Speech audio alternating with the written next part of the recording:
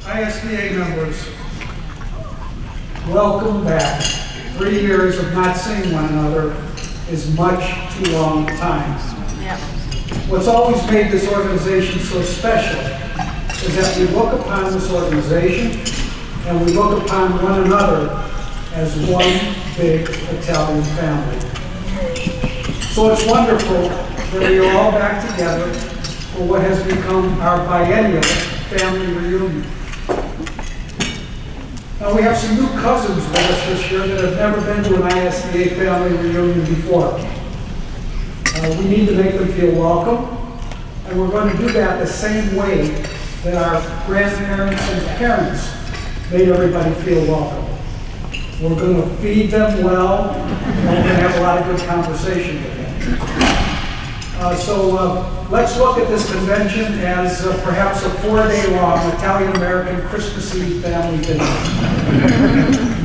In truth, it's our sense of family that's allowed the ISDA to grow and become the most influential and most widely followed Italian-American organization in the country.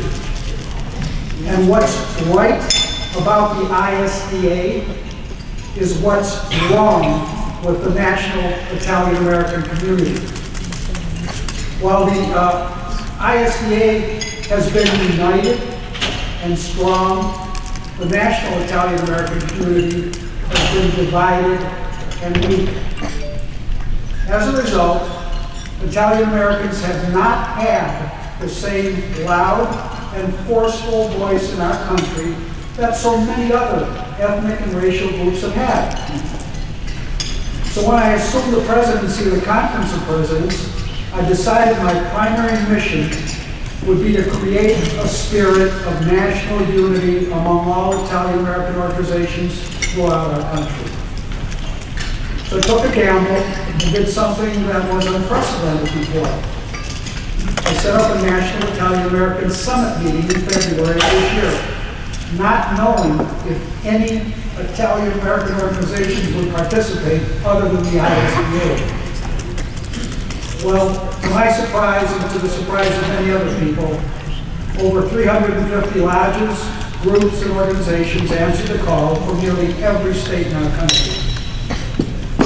We established 6 national committees with over 600 volunteers on those committees to address the following critical issues in our community. First, how do we go about reconnecting with our youth?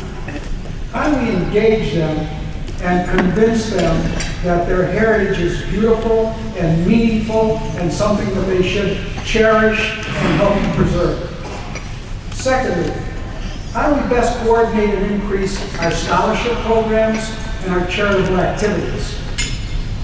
Third, how do we encourage more schools to teach the Italian language?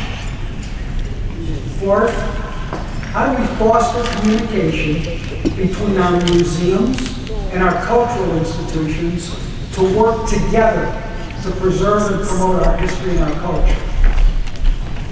Fifth, how should we define our national public policy agenda?